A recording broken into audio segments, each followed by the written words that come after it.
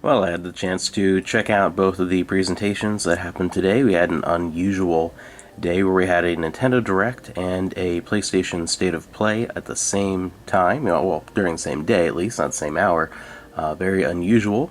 And there were a few standouts for me, and of course, I'd love to hear what you guys are excited about in the comments. As always, with these, just kind of talk about what appeals to me in particular.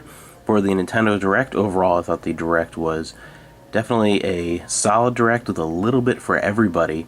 Things that were of the most interest for me, however, were only a couple of things. We had another look at Crisis Core Reunion, which we've had a look at before, but not really specifically much for the Switch version, so this was really good to see. I'm excited for that, but that's one I'll end up getting on the PS5 in the future. So the biggest thing really for me with this direct, I know a lot of people will be excited about Bayonetta and Zelda.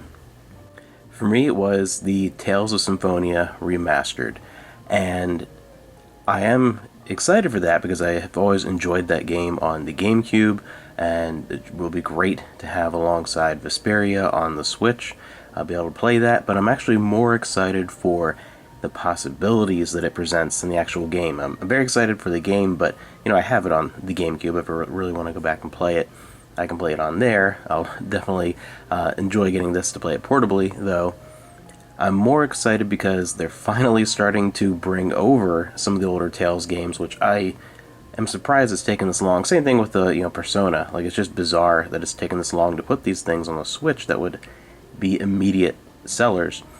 But this opens the possibility for things like Tales of the Abyss getting remastered, my favorite game in the series, or even some games to come outside of Japan for the first time, as in the remake of Tales of Destiny and Tales of Destiny 2 on the PlayStation 2. Those would be the first ones that I would really want to happen, and there's so many great Tales games that have either never left Japan, or the only physical release of them outside of Japan is now like hundreds of dollars. So there's a lot of opportunity to release previous Tales games on the Switch. It's a perfect platform for it, and I'm happy to see that it's getting started.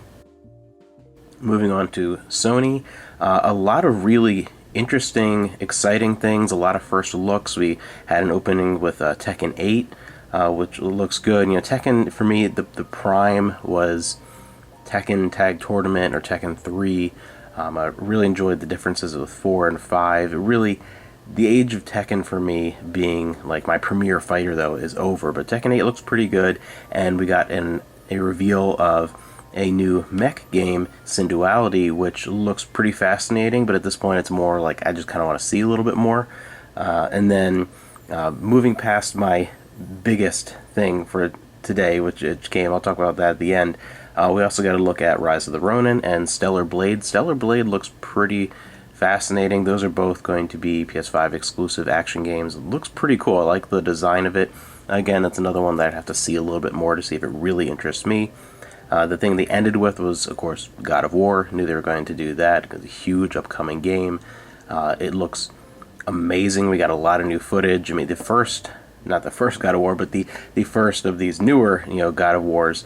I've enjoyed and played all the ones from the first one on the PS2, and they were great action games, but the last one took everything from the storytelling, the atmosphere, everything to a whole new level, and it was an amazing game. It's my wife's favorite game of all time. It's one of my favorite games on the PlayStation 4, and this looks like it could be even better.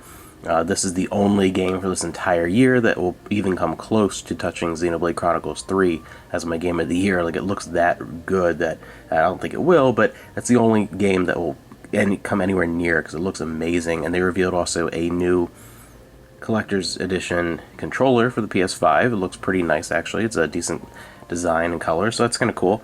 And knew they were going to end on that. The thing I skipped over that had me like screaming with excitement, I'm really, really happy Yakuza Ishin is coming out finally outside of Japan. That Edo period Yakuza game, it looks amazing. I've heard nothing but good things. I love, Like a Dragon, Yakuza, the franchise, especially after this last year. I've done a whole course of videos over the first half of this entire year talking all about the series and playing through most of them for the first time, and only played like 1 and 2 before this year.